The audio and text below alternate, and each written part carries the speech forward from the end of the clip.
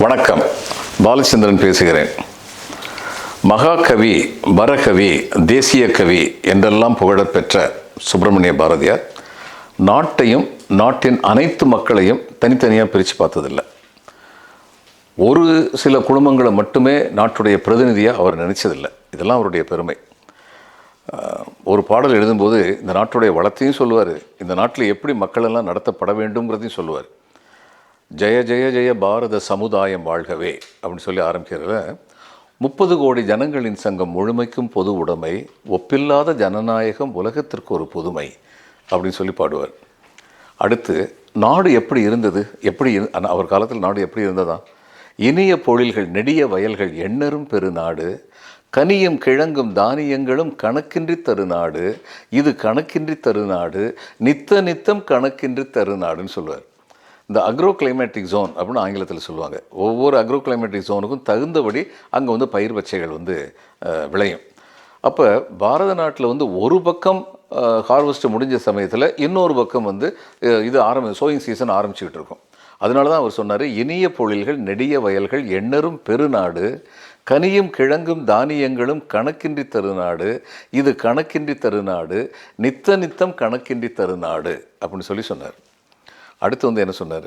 எல்லோரும் ஓர் குலம், எல்லோரும் ஓர் நிறை, எல்லோரும் இந்நாட்டு மன்னர், நாம் எல்லோரும் இந்நாட்டு மன்னர், ஆம் எல்லோரும் இந்நாட்டு மன்னர் அப்படின்னு சொல்லி சொன்னார். அது மூலம் இந்த நாடுக்கு சுதந்திரம் எப்போ வருமோ அந்நேரம் எல்லோருமே இந்த நாட்டின் உரிமையாளர்கள் அப்படிங்கிற தன்னுடைய கருத்தை மறுபடியும் அழுத்தம் திருத்தமாக சொன்னார். அது மட்டும் இல்லை, இன்னொன்று ரொம்ப அற்புதமாக சொன்னார். இனி ஒரு விதி செய்வோம், அதை எந்த நாளும் காப்போம், தனியொருவனுக்கு குணவில்லை எனில் ஜெகத்தினை அழித்திடுவோம். எப்படிப்பட்ட சொற்கள்! இனி ஒரு விதி செய்வோம். ஏன்னா இப்போ அந்த விதி இல்லை. 1920 அவர் எழுதும்போது அந்த விதி இல்லை. இனி ஒரு விதி செய்வோம், அதை எந்த நாளும் காப்போம், தனி ஒருவனுக்கு குணவில்லை எனில் ஜெகத்தினை அழித்திடுவோம். If there is a person, single person who is starving, then for that sake, such a society, such a world need be destroyed. அவர் சொன்ன ஜெகம்ங்கிறது ஃபிசிக்கல் இல்லை, ஃபிகரேட்டிவ்.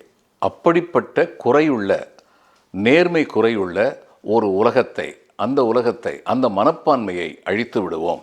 அதுக்காகத்தான் சொன்னார், இனி ஒரு விதி செய்வோம், அதை எந்த நாளும் காப்போம், தனி ஒருவனுக்கு குணவில்லை எனில் ஜெகத்தினை அழித்திடுவோம் அப்படின்னு சொல்லி சொன்னார். தன்னுடைய நாட்டை பற்றி அவர் காட்டின அந்த பெருமிதம் சாதாரண பெருமிதம் இல்லை.